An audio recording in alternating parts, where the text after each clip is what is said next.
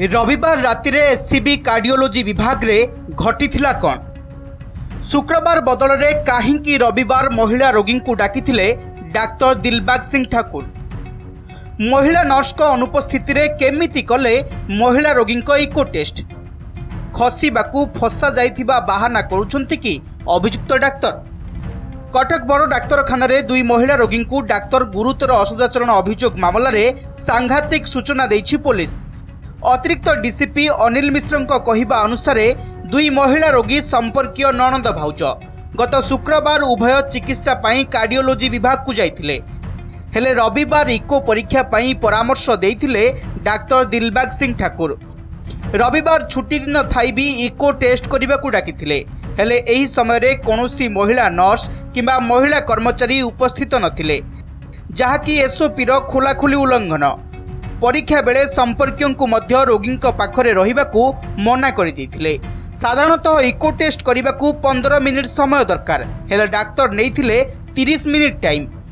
एही समय रे डाक्तर दिलबाग गुरुतर असदाचरण करिथिबा अभियोग होईछि।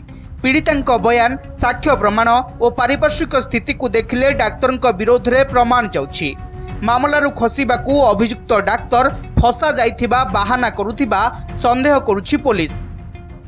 बर्तमान तो अभियुक्त को गिरफ्त करा जायकि कोर्ट को पठाइला और कोर्ट मान्यवर कोर्ट जेल कस्टडी को पठाई।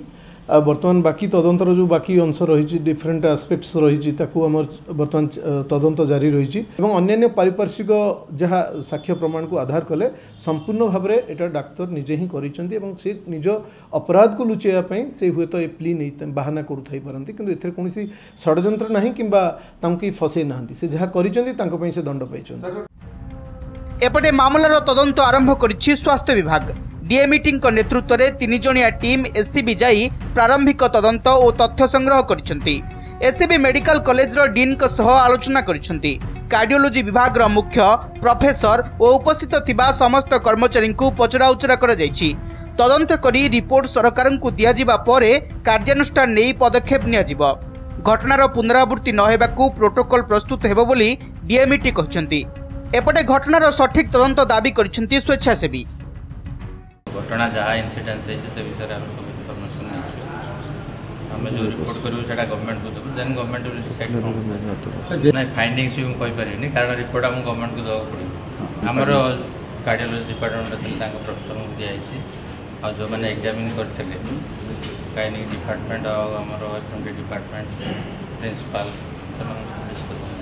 सीनियर डाक्तर आउ जड़े जूनियर डाक्तर संपर्क माँ और माई को जो व्यवहार करा जायछि एहा को गोटे प्लानिंग बोलिकी दूर देखा जाउछि जहाँ आगु को आसुछि, किंतु वास्तव जिनसटी कौन एहा को तर्जमा तन कर तर्जमा करा जाउ। कहीं केवल जड़े लोक इनवल्व, जड़े लोक तो जाई कबाट खोलबन, जड़े लोक जाई इको करबन, जड़े लोक तो मेसीन ऑपरेटिंग करबनी।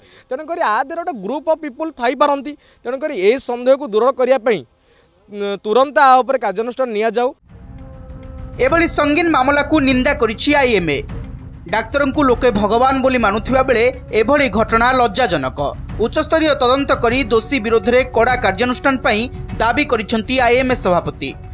ओमसार पूर्वतन सभापति डाक्तर मधुसूदन मिश्र कहिसेंती अघटन एससीबी भितरे घटिथिबारु एथिपाई अधीक्षकंठारु आरंभ करी समस्त प्रशासनिक अधिकारी दायी। विलंब नकरी तुरंत तदंत करने को से दाबी करिसेंती। बहुत दुखदायक जदि एटा सत्य ताले एटा बहुत बड़ भूल।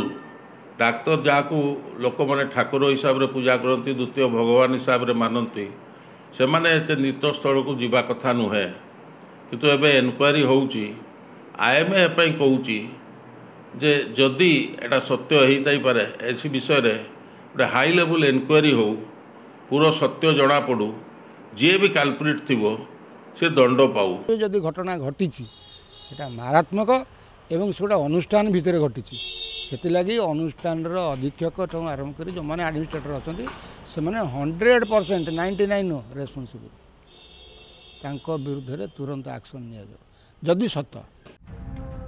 उभय पक्षर अभियोग उपरे पुलिस तदंत आगू बढ़ाई। घटना को गुरुतर सह नहीं अभियुक्त विरोध में दृष्टांतमूलक कार्यानुष्ठान सबु महल दाबी होइछि। Bureau report, Nandighosh TV.